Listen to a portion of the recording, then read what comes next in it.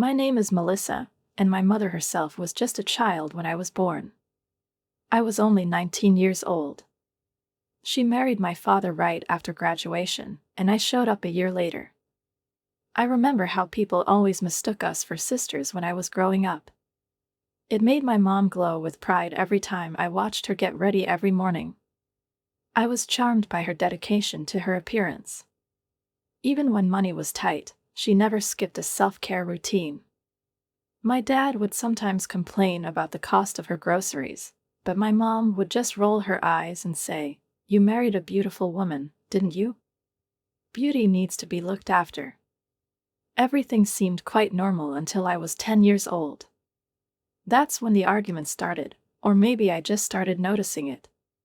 They appeared at night, when I was already going to bed, but their voices still broke through the thin walls of our small apartment, filling the darkness with hidden tension. At first it was just whispers and muffled accusations, but over time their quarrels became louder, and the silence in the mornings became heavier. For months, I watched my mom walk around the house with reddened eyes, and my dad stayed at work more and more often, until one day he just didn't come home. I remember that night. Mom set me down on our beige sofa, the one with the small wine stain that she unsuccessfully tried to hide with a decorative pillow. Her face was impassive, but there was a strained, alien calmness in her voice when she told me they were getting a divorce. I didn't quite understand what that meant at the time, but I asked anyway, "Why is that?" She sighed, ran her fingers through her perfectly coiffed hair, as if trying to put her thoughts in order, and then said, "Sometimes adults just can't live together anymore, honey."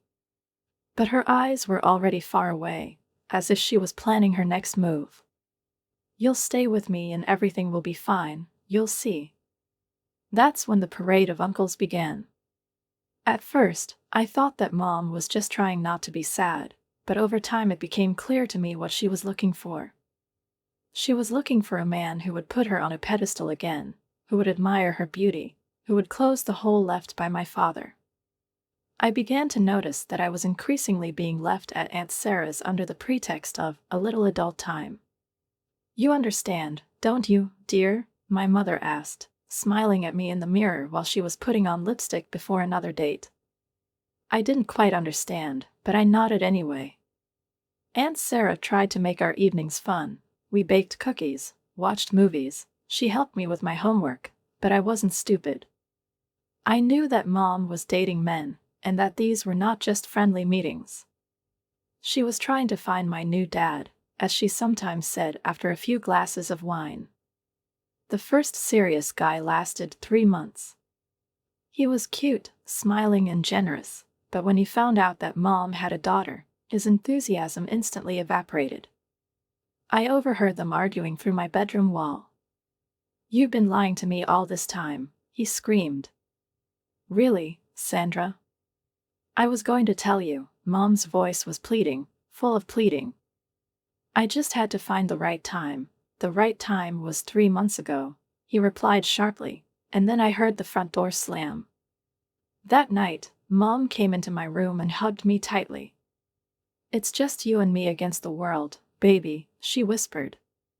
But even then, at such a young age, I already knew that this was not entirely true. It wasn't us versus the world. It was a mother against aging, against loneliness, against accepting that life had not gone the way she had planned. Mom's revolving door of boyfriends continued until I turned 16. Then everything changed. She met Robert. He was different from the beginning. I still remember the day she told him about me, expecting the usual reaction, wariness, maybe disappointment. We were all in the restaurant, and Mom was nervously playing with her napkin. "Robert, I need to tell you something." Mom squeezed the napkin in her hands, and I noticed how her fingers were shaking. "I have a daughter, Melissa. She's 16. I held my breath, waiting for the moment when he would sigh, say something like, "I'm sorry," and get up from the table, as everyone did before him.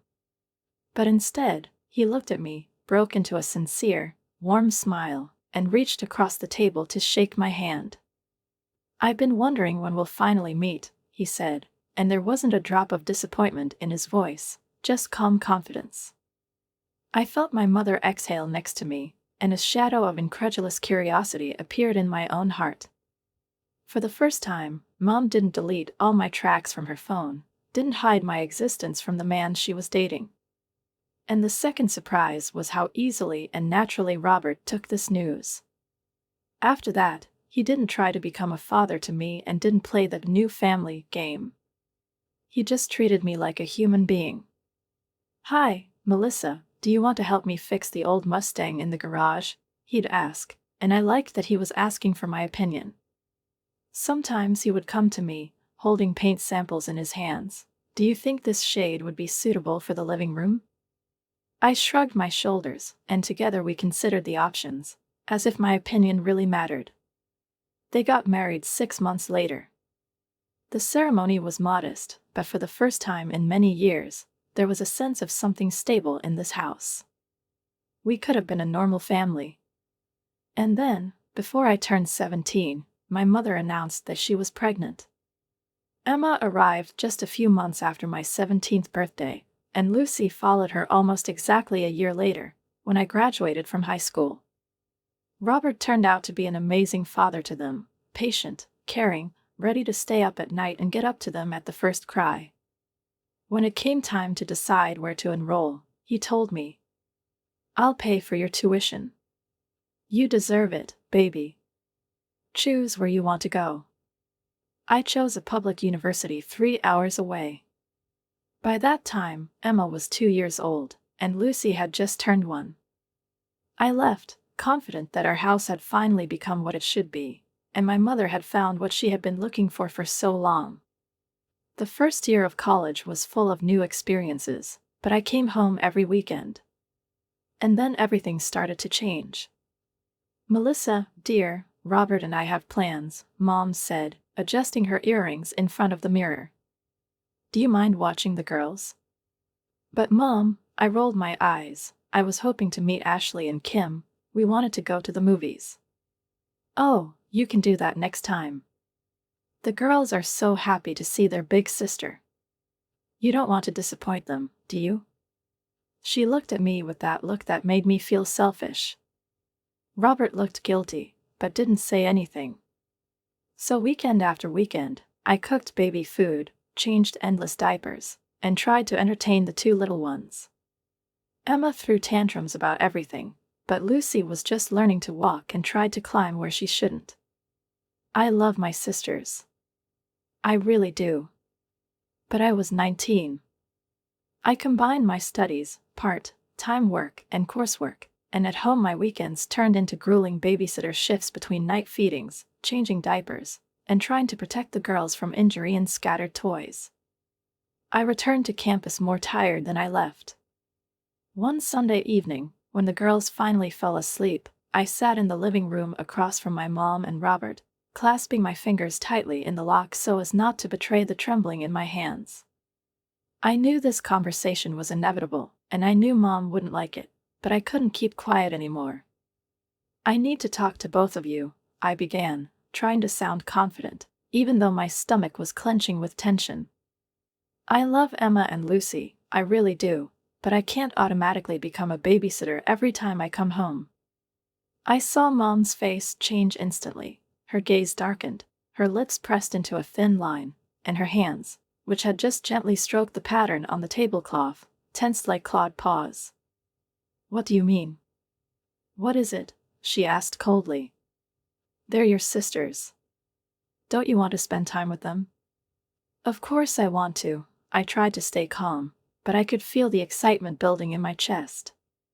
"But I'm a student, I have studies, friends, I also need time to rest. I come home for the weekend and leave more exhausted than I was before."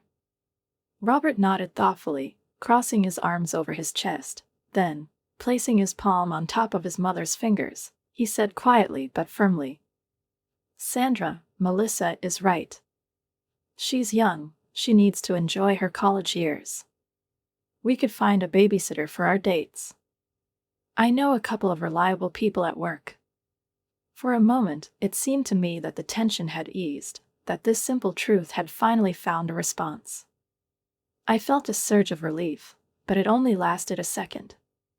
Mom abruptly pulled her hand out from under Robert's palm, her eyes flashing lightning.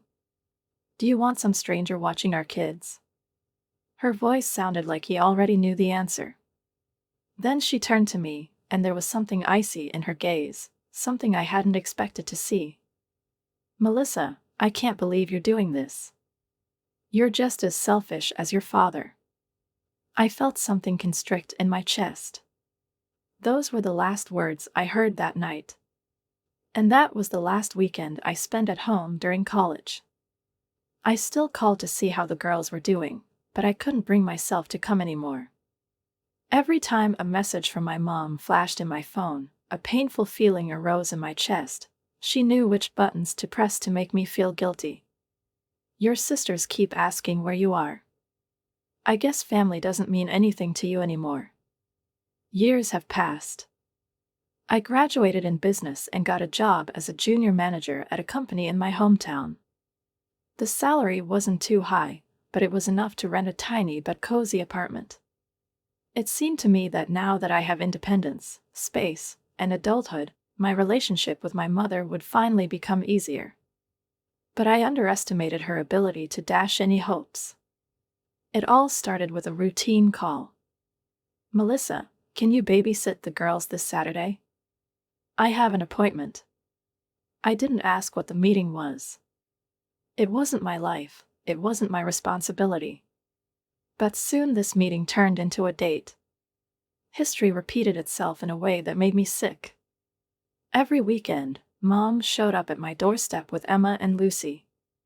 At first, I tried to resist, saying that I was busy, that I was tired after a long week at work, but her words always found a way to my weaknesses.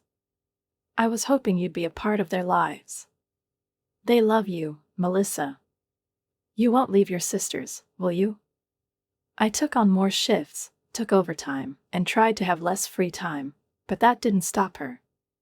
My rare weekends, which I dreamed of spending lying in bed or meeting friends for coffee, turned into an endless marathon of cooking baby porridge, stopping quarrels, and putting the children to bed. I couldn't say no when Emma looked at me with her huge brown eyes and asked me to bake cookies. I couldn't say no when Lucy was nuzzling my shoulder with her favorite book in her hands, whispering, "Read it." It wasn't their fault. They were as innocent as I once was. But one day, after a particularly grueling weekend, when I didn't sleep for 2 nights in a row, rocking a crying Lucy and putting a tired Emma to bed, I accidentally went to my mom's social media page. I wasn't looking for anything specific, just mechanically flipping through the tape until I noticed a strange pattern. Her profile was filled with selfies from bars, snaps from restaurants, and photos from yoga studios. But Emma and Lucy weren't there. As if they didn't exist in her life. I found a picture of her taken in a cafe. Last summer. The caption read, "Such a great dinner date. Guess if this is my sister or daughter. Good genes forever 21." The comments made me want to scream. "Oh my God, Sandra, definitely your sister. You look too young to have a daughter that age. Girl, you look younger than her. What's your secret? Sisters. You're definitely aging backwards." I laughed, but it was empty, lifeless. Reality hit me like a ton of bricks. Mom did the same thing she did to me many years ago, hiding her children to make herself more attractive to potential partners. History wasn't just repeating itself, it was getting worse. Robert called me regularly to find out how the girls were doing. He was still the same caring, attentive father who never forgot to ask about their studies, friends, if they needed anything, but most importantly, he wanted to know how they were really doing. "Sandra doesn't tell me anything else," he said, and there was an alarm in his voice that he was trying to hide. I hated lying. "They're fine, Robert. Mom takes care of them." The words were bitter on my tongue, but my mother's warning echoed in my head. "Don't you dare say anything to Robert. He's just going to try to take the girls away." And then the day came that changed everything. I went to my mom's house without warning, my hands loaded with bags of fresh fruits and treats for the girls.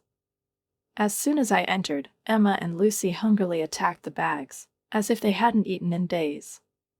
Something was wrong.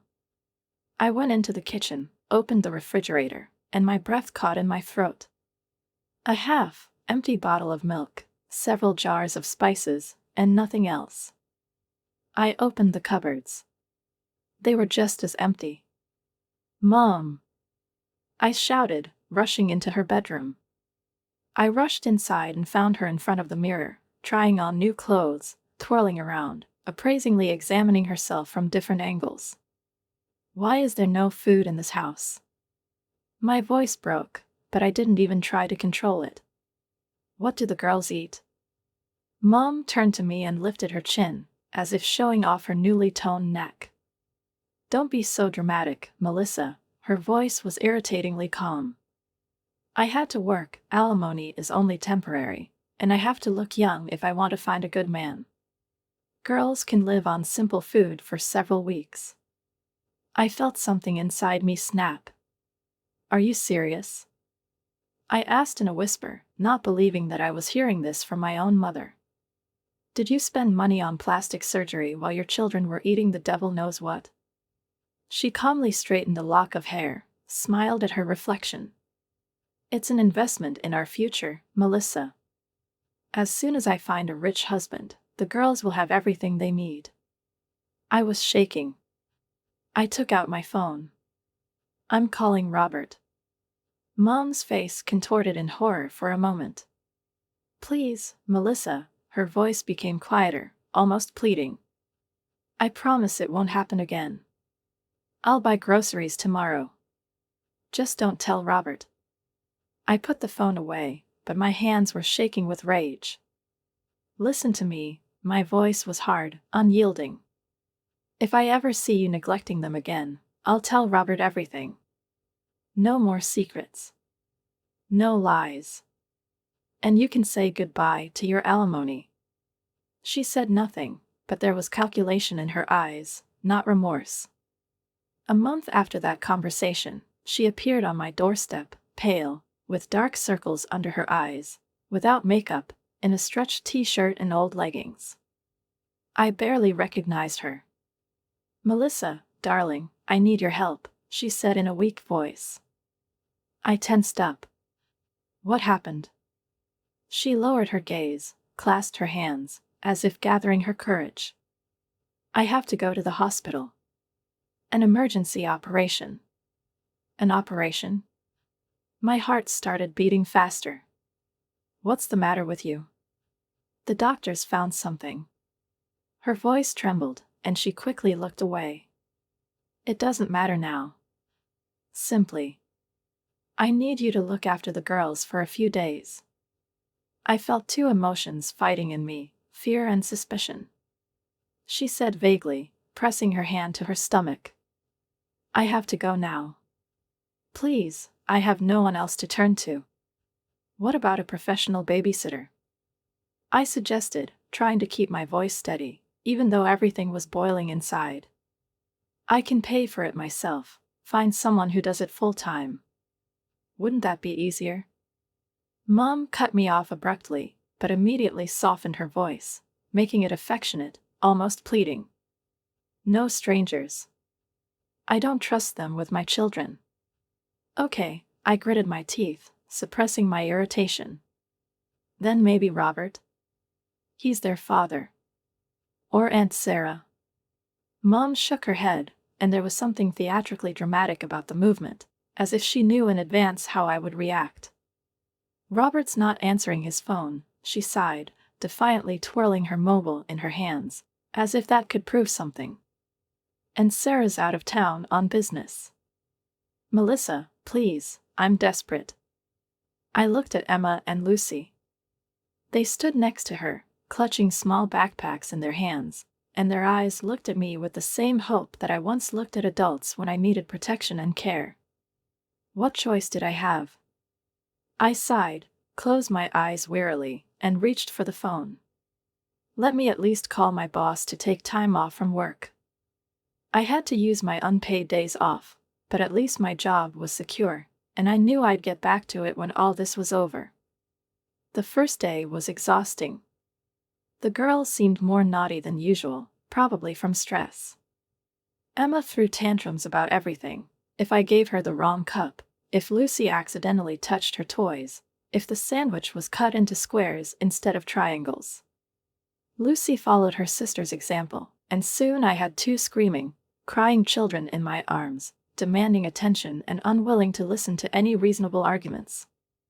By the second day, I was already walking in smoke between cooking, washing, cleaning up the endless mess and trying to somehow entertain the girls so as not to hear the constant crying. I barely had time to exhale, collect my thoughts, and feel at least a minute's respite. I had just put them to bed when my phone rang. "Hi, Melissa," it was Kelly, my friend who lived near my mom's house. "Hi," I yawned, trying not to look tired. "Did you know your mom's having a party tonight?" I blinked, waking up immediately. "What? What kind of party?" "She has loud music at home, lots of cars parked, garlands everywhere. It looks great." "Is it someone's birthday?" "It's impossible." I felt a strange, sticky feeling of anxiety rising in my chest. "My mom's in the hospital. She's undergoing surgery. The girls are here with me." "You must be looking at the wrong house." "Melissa, I'm standing at the window and I can see your mom right now." Kelly's voice sounded confused. "The red front door, the music is blaring so that I can hear it through the glass." "She definitely has it." My hands were shaking. I tried to call my mom 5 times in a row. Voicemail. One more time. Again. I could feel something boiling inside, turning into a furious, impotent lump of emotions that was bursting out. Something was wrong. And I was going to find out. I opened my mom's social media page, nothing new. The usual selfies, inspirational quotes about how to live your best life. But then I remembered that her best friend, Janet, had an unpleasant habit of broadcasting everything live. I went to Janet's page. There was a live broadcast. "Oh my God, guys." Janet's voice came over the speakers. "I'm so happy to be here celebrating my best friend's engagement. Look at this magnificent party." The camera panned my mother's living room, which now looked completely different from my last visits. Twinkling lights, huge bouquets of flowers, dozens of people with glasses of champagne in their hands. My breath caught when I saw my mom in the background. She was beaming. In a new red dress that fits perfectly on her figure, with impeccable styling and makeup. It doesn't look at all like the sick woman who appeared on my doorstep, begging for help in a trembling voice. I couldn't believe it. "I can't believe this," I whispered, feeling the rage surge with renewed vigor. The girls were still playing quietly in the next room, but I knew that I didn't have much time, that I needed to act quickly, until my anger gave way to fatigue, until common sense began to convince me that this was none of my business, that I should just close my eyes and let Mom continue her endless manipulations. I called Aunt Sarah first. "Mom said you were out of town on business," I said quickly as soon as she picked up the phone. "What?" There was genuine bewilderment in her voice. "No, I'm at home." "Why are you asking?" I quickly explained the situation, feeling my irritation grow inside. "Can you please come and look after the girls for a few hours? I need to find out something urgently." "Of course, dear, I'll be there in 20 minutes, she said with the same unyielding determination that I had. Your mother went too far this time. The next number was Robert. He answered on the first ring. "Melissa, everything is fine. You don't answer your mom's calls."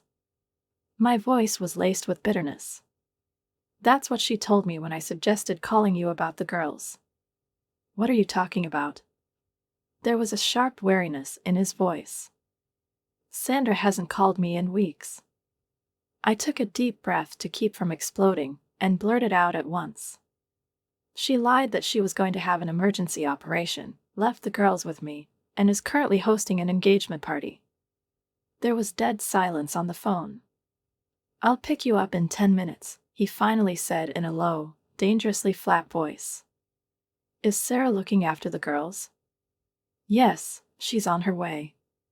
His voice hardened. "It's time for us to have a family meeting." Those 10 minutes dragged on like hours. I was rushing around the room, feeling rage boiling inside, but at the same time I was gripped by some kind of painful feeling of disbelief, as if all this was not happening to me, as if it was some kind of absurd performance that I was dragged into without my consent. When Robert's car pulled up, I was already waiting for him at the door. We went to Mom's place. As we approached, the tension in the car grew. Robert's knuckles turned white as he gripped the steering wheel, and I stole a glance at him and saw in his eyes the same thing I felt myself, a mixture of anger and disappointment. "I knew something was wrong," he finally said, staring straight ahead. "I've been saying all along, the way she's been acting with the girls lately. I should have pushed harder." The music reached us from the end of the street. Cars were parked on both sides of the road, light poured from every window of the house. Robert parked right in the driveway, deliberately blocking several cars. We saw everything through the front window. Mom was standing in the center of the room in the arms of a man I'd never seen before. He looked young. Much younger than her. As we watched, she pulled him into a passionate kiss, and the guests burst into applause and raised their glasses. "For Sandra and Mark." Someone shouted. "May you have the fabulous ending you deserve." If only they knew what this tale was costing her children. Robert and I entered the house without knocking. Mom froze in the middle of the room. Her champagne glass slipped from her fingers and crashed on the parquet floor. "Melissa?" "Robert?" In a matter of seconds, her face turned red at first, and then turned abruptly pale. "What are you doing here?" "It's funny," my voice echoed through the now silent room. "I was going to ask you the same thing. Shouldn't you be in the hospital for an emergency operation?" The young man next to her, Mark, I assumed, looked confused. "An operation?" He turned to his mother with genuine bewilderment. "Sandy, what is she talking about?" "Oh, you don't know each other?" I stepped forward, feeling the rage raging inside. "I'm Melissa." Her daughter. The one she apparently didn't consider it necessary to invite to her engagement party. Mark's face lit up with a joyful smile, completely misinterpreting the situation. "Your daughter, Sandy." He turned to her, taking her hand. "Why didn't you invite her to our party?" "It is wonderful." He held out his hand to me. "I really wanted to know more about your life." I didn't take his hand. Mom stood in silence, her lips trembling slightly, but I saw no remorse in her eyes, only fear. "Oh, then you're going to love this," I said, pulling out my phone and scrolling through the gallery to one of the few photos my mom hadn't deleted. An image appeared on the screen. Emma and Lucy were sitting on a swing in the park, their cheeks flushed from running, and Mom, standing behind, was smiling at the camera with perfect posture, as if this was a staged shoot and not an ordinary day with children. "Here," I turned the phone to Mark. "Meet your future stepdaughters. Emma is 5, Lucy is 4. The color slowly drained from Mark's face, and as if he didn't immediately understand what was happening, he looked from the screen to his mother, then back to the photo, and then to me, as if looking for confirmation that this was some kind of ridiculous mistake, that he was being led by the nose. "Do you have 2 more children?" His voice sounded muffled, as if he'd been hit. "Little kids?" Mom stepped forward, her fingers reaching for his arm, but he pulled away. "Mark, dear, I can explain." "Explain what?" There was something broken and painful in his voice. "What were you going to add to my plans for 2 small children after I bluntly told you that I was not ready for fatherhood?" I'm 28, Sandra. I told you that I want to travel first, build a career. They are almost never together. Mom quickly tried to close the distance. Her voice dropped to a pleading note. Their dad picks them up most of the time. Actually, Robert's voice rang out, and his tone was icy. That's not true. An oppressive silence hung in the room, broken only by the muffled hum of music coming from the speakers. Melissa looked after them every weekend while you went on dates. He took a step forward, looming over Mom. And now, as I understand it, you're dumping them on her under the pretext of false medical emergencies in order to throw yourself an engagement party? The guests began to move slowly towards the door, anticipating that thunder would soon strike. Mark stood with his eyes wide open, as if he couldn't believe that all this was real. He shook his head, as if trying to shake off a bad dream. That's crazy. A complete deception. He took a step back, as if he was afraid that his mother would touch him and this lie would stick to him like a disease. The wedding is off, Sandra. I can't even look at you right now.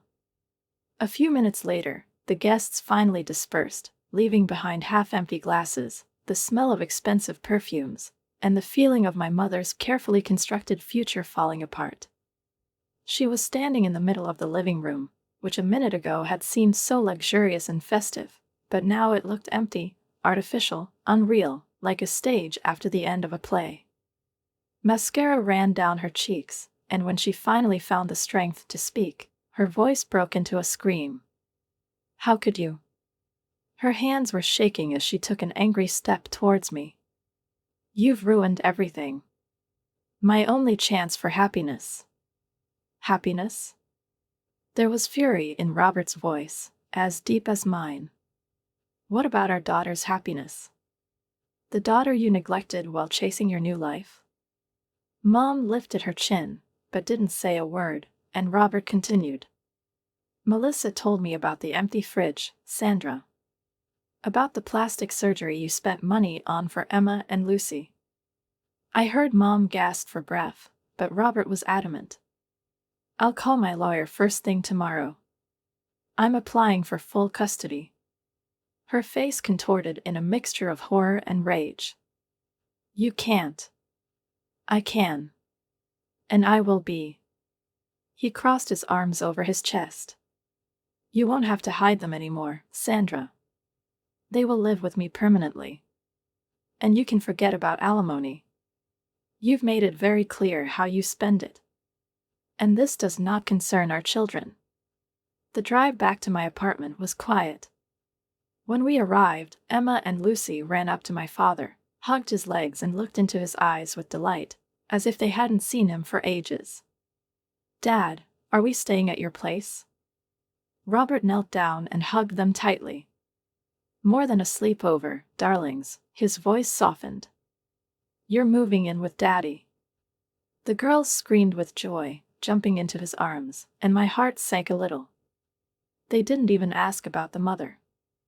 As expected, the consequences of that night played out as I had foreseen. Mom took to social media like a warrior preparing for battle. Her post instantly started spreading across the feed like viral gossip. My own daughter betrayed me. Out of jealousy. She couldn't bear that her mother was happy and in love. A toxic daughter. Betrayal. I couldn't keep quiet. I left simple, factual comments under each post. You told me you were going to have an urgent operation, I typed in the comments under her post, feeling the rage pulsing inside, growing and thickening with each word, turning into something tangible, into something that I could no longer hold in myself. At the same time, you were throwing an engagement party. You spent the money that should have been used for food for your children, for plastic surgery. You left your daughters with me every weekend to date men. I clicked send and leaned back in my chair, watching as the comment began to collect reactions, as the first indignant responses appeared under it, as people began to take sides, but contrary to my mother's expectations, most sided with mine. Aunt Sarah spoke first, and her voice, even through the text, sounded firm and peremptory. like a verdict passed not by emotions, but by years of observing what was happening. Sandra, she wrote, and that single word already contained condemnation, disappointment, and fatigue. All this time we have watched you neglect your children, putting your desires above their needs for years. Melissa didn't betray you, Melissa protected her sisters when you didn't. And then the trial began. I will never forget sitting in that cold courtroom, feeling the icy sweat trickle down my back, watching as my mother tried to maintain her impeccable appearance, hoping that her appearance would outweigh the facts, and Robert's lawyer methodically, with professional coldness, repeatedly destroyed her defenses, exposing her to the judge and jury, not her words, but the evidence. The financial statements spoke for themselves. They were displayed on the screen, one page after another, each digit nailing her version of reality with nails of truth.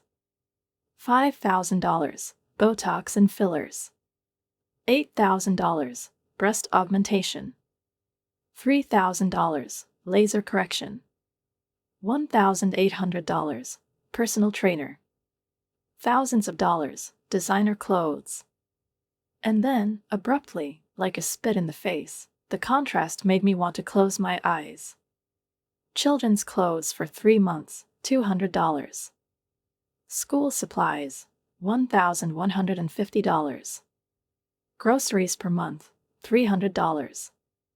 When it was my turn to testify, my mother did not look at me, did not try to meet my eyes, did not make the slightest attempt to justify herself to me, because she understood that all this was useless. I told the court everything, without missing a single detail, without exaggeration, without unnecessary drama, just stating the facts, about the empty refrigerator that greeted me that day when the girls literally attacked the food, about the endless weekends that I spent with them while she was having fun, about how carefully she hid her children from men in order to appear free, young, and unencumbered by any obligations. When the judge read out the decision, his voice was dry and clear, and it sounded like the final nail in the coffin of her carefully constructed life. Deprivation of parental rights. She ran out of the courtroom without looking back. That was 6 months ago, and since then, Mom hasn't tried to contact me, hasn't tried to make amends, hasn't tried to find out how Emma and Lucy are feeling, but she's found time to write over and over again on social media about what a terrible daughter I am, how I ruined her life, how I betrayed her. She wrote it for Robert's money and attention, but I stopped reading it because words that weren't backed up by actions no longer had any weight for me. I heard that she's living with Janet now, and Robert took the house he was paying for, and she had to move out, which is probably for the best, although to be honest, I've long stopped thinking about what's best for her. It's probably easier for her now, I said to Robert recently, watching Emma and Lucy running around his lawn, laughing, playing catch, up, carefree and happy, the way they always should have been. He looked at me, then slowly put his hand on my shoulder and squeezed a little, as if trying to convey to me that all this struggle, my every act was not in vain. Their loss is their gain, he said. And he was right. The girls were finally thriving. They attended therapy because the past leaves traces even in small hearts, but they learned to cope, they learned to trust, they laughed and ran to their father when he came home from work, not fearing that at some point he might not be there. Their rooms were littered with toys, drawings, and crafts, and the refrigerator was full, and no one was arguing anymore about whether it was possible to live on simple food for a couple of weeks. They went to dances, they played in football teams, and their father never missed a single performance, not a single game, sat in the front row, clapped the loudest and was sincerely proud of them. Now I went to dinner with them twice a week, and those evenings weren't an obligation, they weren't forced, and there was no guilt in them, it was just time spent with family, the way it should be. Yesterday, Emma showed me her science project, and Lucy sat next to me, rocking and reading a book aloud, stumbling over difficult words, but not giving up, because now she had support, because now no one acted as if her voice didn't matter. No pressure. No sense of guilt. No manipulation. Just a family that has finally become a family. Sometimes I find myself thinking about my mom, and I wonder if she will ever understand what she gave up in her endless pursuit of youth and romance. But the next second I realize that this is no longer my problem, and this moment of understanding brings with it such lightness that I haven't felt it in my whole life. Now my job is to be the big sister that Emma and Lucy deserve, helping them grow into strong women who know that their value is not measured by their looks, approval, or relationship status. As for me, I'm finally living my own life. I got a promotion at work. I'm dating a man who makes me laugh. And every time I see my sisters' faces brighten when I visit them, I realize that I made the right choice.